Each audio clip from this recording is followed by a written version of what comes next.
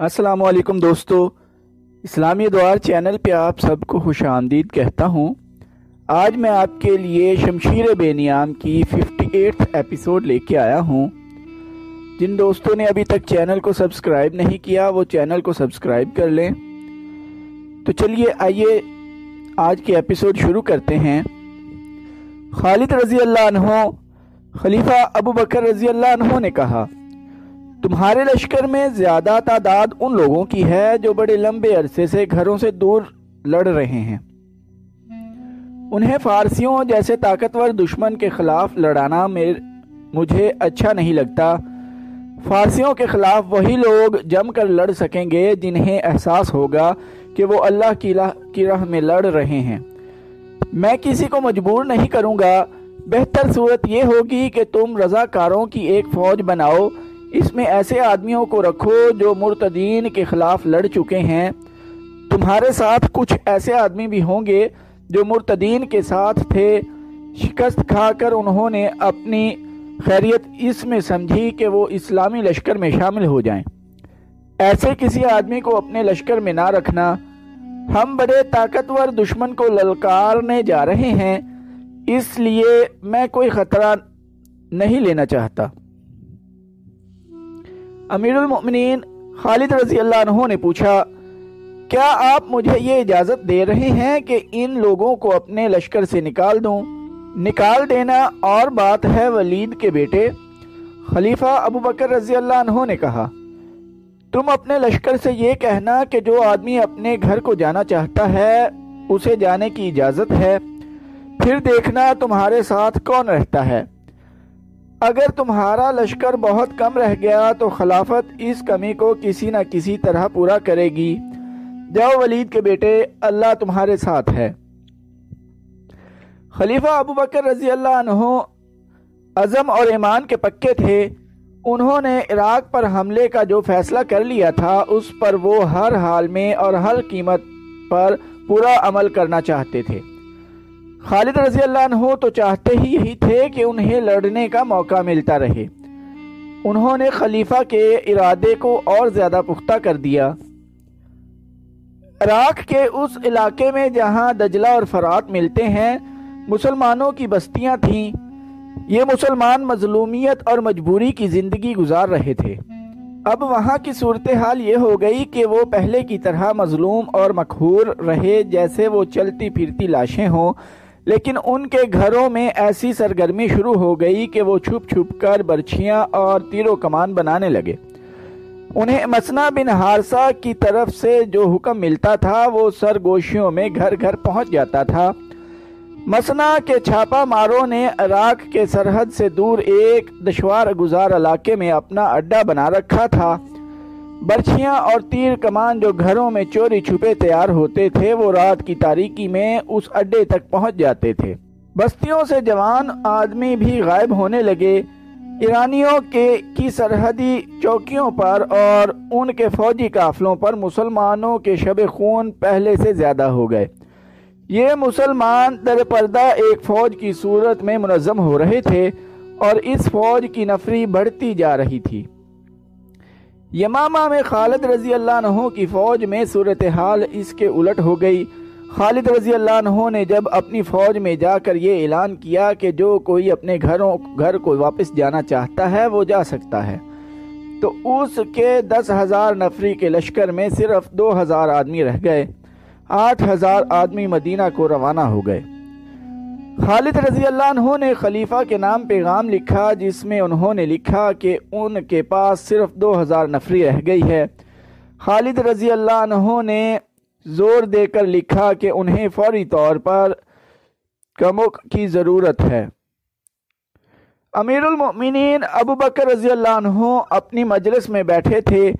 خالد رضی اللہ عنہ کے قاصد نے انہیں خالد رضی اللہ عنہ کا تحریری پیغام دیا۔ خلیفہ نے یہ خط بلند آواز میں پڑھنا شروع کر دیا۔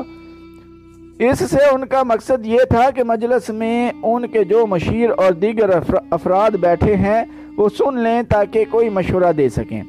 امیر المؤمنین ایک مشیر نے کہا، خالد رضی اللہ عنہ کے لیے کمک بہت جلد چلی جانی چاہیے۔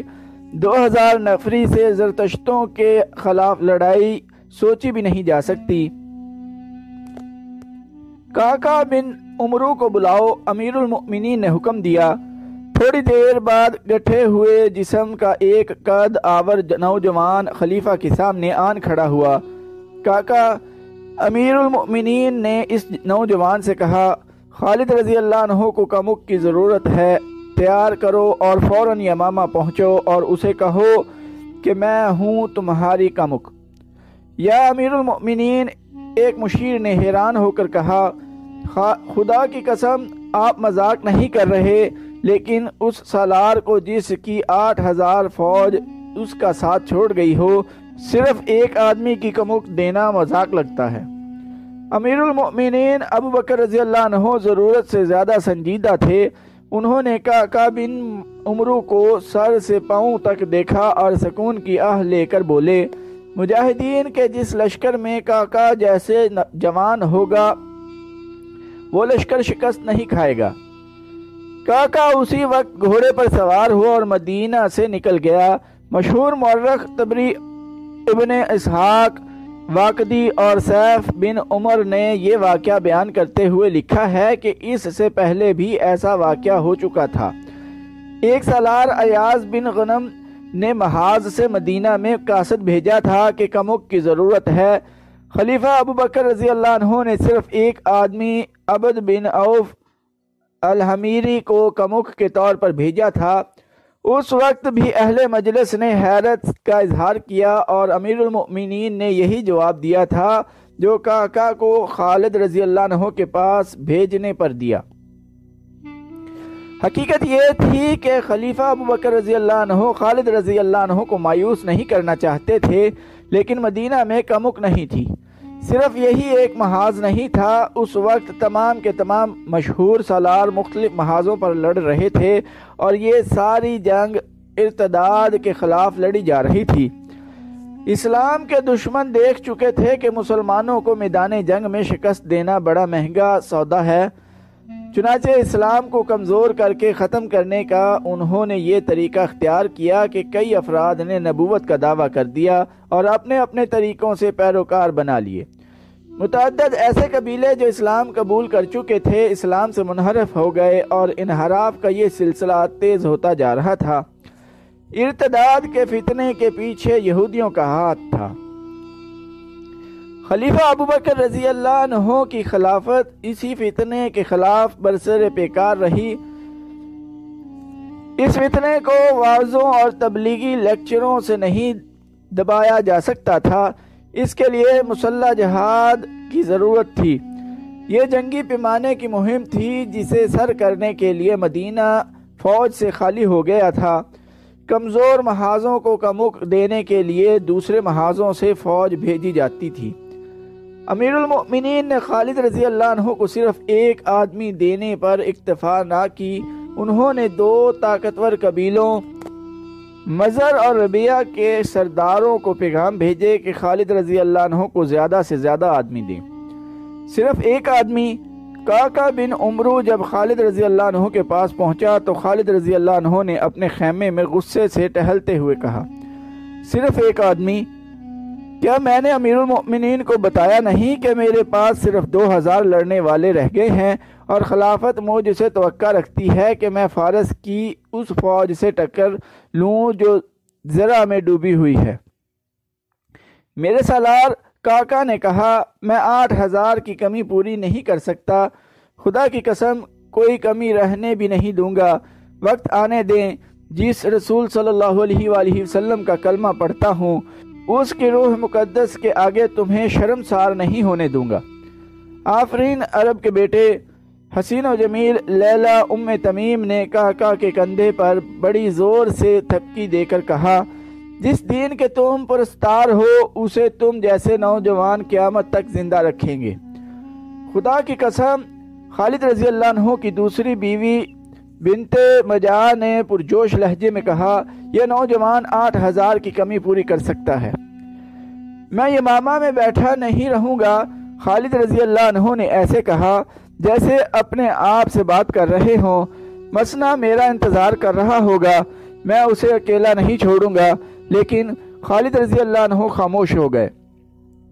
انہوں نے اوپر دیکھا اور سرگوشی میں کہا، خدائے عز و جل، میں نے تیرے نام کی قسم کھائی ہے، اپنے نام کی خاطر میری مدد کر، مجھے ہمت اور استقلال عطا فرما کہ میں اس آگ میں کود کر اسے ٹھنڈا کر دوں جس کی زرتشت عبادت کرتے ہیں۔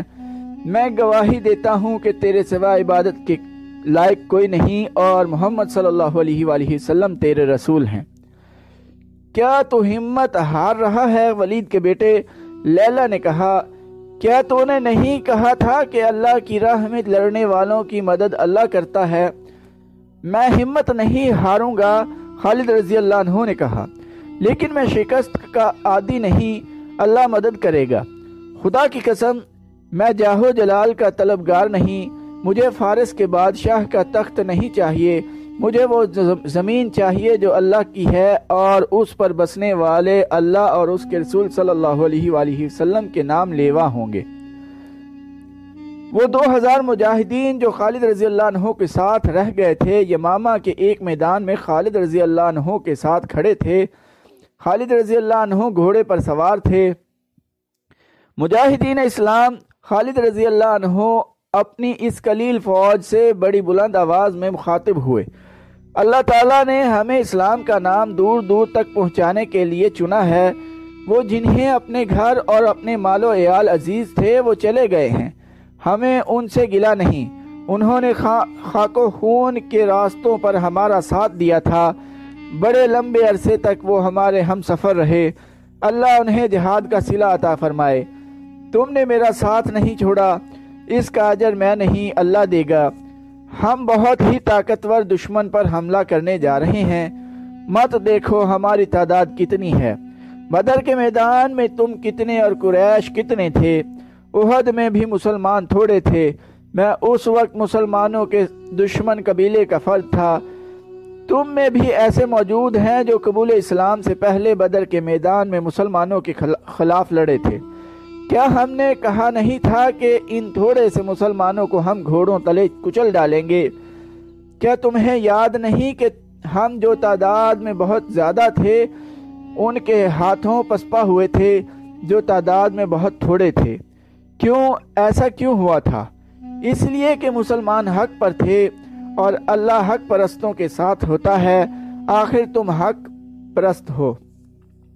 خالد رضی اللہ عنہ کے ہاتھ میں ایک کاغذ تھا جو انہوں نے کھول کر اپنے سامنے کیا۔ امیر المؤمنین نے ہمارے نام ایک پیغام بھیجا ہے، انہوں نے لکھا ہے، میں خالد رضی اللہ عنہ بن ولید کو فارسیوں کے خلاف جنگ لڑنے کے لیے بھیج رہا ہوں۔ تم سب خالد رضی اللہ عنہ کی قیادت میں اس وقت تک جنگ جاری رکھو گے جب تک تمہیں خلافت کی طرف سے حکم نہیں ملتا۔ خالد رضی اللہ عنہ کا ساتھ نہ چھوڑنا اور دشمن کتنا ہی طاقتور کیوں نہ ہو بزدلی نہ دکھانا۔ تم ان میں سے ہو جنہوں نے اس اجازت کے باوجود کہ جو گھروں کو جانا چاہتے ہیں جا سکتے ہیں، اللہ کی تلوار کا ساتھ نہیں چھوڑا۔ تم نے اپنے لیے وہ راستہ منتخب کیا ہے جو اللہ کی راہ کہلاتا ہے۔ تصور میں لاؤ اس ثواب عظیم کو جو اللہ کی راہ پر چلنے والوں کو ملتا ہے۔ اللہ تمہارا حامی اور ناصر ہو، تمہاری کمی وہی پوری کرے گا، اسی کی رضا اور خوشنویدی کی طلبگار رہو۔ ایک مورخ ازدی نے اس خط کا پورا متن اپنی تاریخ میں دیا ہے۔ معلوم نہیں ابن خلدون اور ابن اثیر نے جن کی تحریریں مستند مانی جاتی ہیں اس خط کا ذکر کیوں نہیں کیا۔ ان 2000 مجاہدین کو کسی وعظ کی یا اشتعال انگیزی کی ضرورت نہیں تھی، یہ تو رضاکارانہ طور پر خالد رضی اللہ عنہ کے ساتھ رہ گئے تھے۔ ان میں بیشتر ایسے تھے جنہوں نے رسول کریم صلی اللہ علیہ وآلہ وسلم کے دست مبارک پر بیعت کی اور اسلام قبول کیا، اور آپ صلی اللہ علیہ وآلہ وسلم کی قیادت میں لڑائیاں لڑی تھیں۔ حضور اکرم صلی اللہ علیہ وآلہ وسلم کے وصال کے بعد وہ یوں محسوس کرتے جیسے آپ صلی اللہ علیہ وآلہ وسلم کی روح مقدس ان کی قیادت کر رہی ہو۔ رسول اللہ صلی اللہ علیہ وآلہ وسلم کے ان شیدائیوں نے خالد رضی اللہ عنہ کی اجازت سے ایک کام یہ بھی کیا کہ گھوڑوں پر سوار ہو کر یمامہ کے گرد و نواح میں نکل گئے اور بستی بستی جا کر لوگوں کو گھوڑ سواری کے مختلف کرتب دکھانے لگے، مثلاً دوڑتے گھوڑوں سے اترنا اور سوار ہونا، سرپٹ دوڑتے گھوڑوں سے نشانے پر تیر چلانا، نیزہ بازی اور گھوڑوں کو دوڑاتے ہوئے تیغ زنی کے کمالات۔ وہ جوانوں کو فوج میں بھرتی ہو جانے پر اکساتے اور انہیں بتاتے تھے کہ جنگ میں جا کر انہیں کیا کیا فائدے حاصل ہوں گے۔ اس کے علاوہ وہ ان لوگوں کو یہ بھی بتاتے تھے کہ وہ فوج میں بھرتی نہ ہوئے تو ایرانی آ کر انہیں اپنا غلام بنا لیں گے، جو ان سے بیکار لیں گے انہیں دیں گے کچھ بھی نہیں، اور ان کی جوان بہنوں، بیویوں اور بیٹیوں کو بھی اپنے قبضے میں لے لیا کریں گے۔ اس خطے نے ایرانیوں کا دور حکومت دیکھا تھا، پھر انہوں نے جھوٹے پیغمبروں کی شوبدہ بازیاں دیکھی تھی، اور اب وہ مسلمانوں کی حکومت دیکھ رہے تھے۔ مسلمانوں نے انہیں غلام بنانے کی کوشش نہیں کی تھی۔ ان کے انداز، طور طریقے اور رہن سہن بادشاہوں جیسے یا حکمرانوں جیسے نہیں تھے۔ وہ عام لوگوں کی طرح رہتے، عام لوگوں کے ساتھ باتیں کرتے اور ان کی سنتے تھے۔ ان کی عورتوں کی عزت محفوظ تھی۔ تو دوستو، آج کے ایپیسوڈ ادھر ہی ختم کرتے ہیں۔ چینل کو سبسکرائب کرنا نہ بھولیے گا، لائک، کمنٹ اور شیئر بھی ضرور کیجیے گا۔ ٹائم دینے کے لیے شکریہ۔ اللہ حافظ۔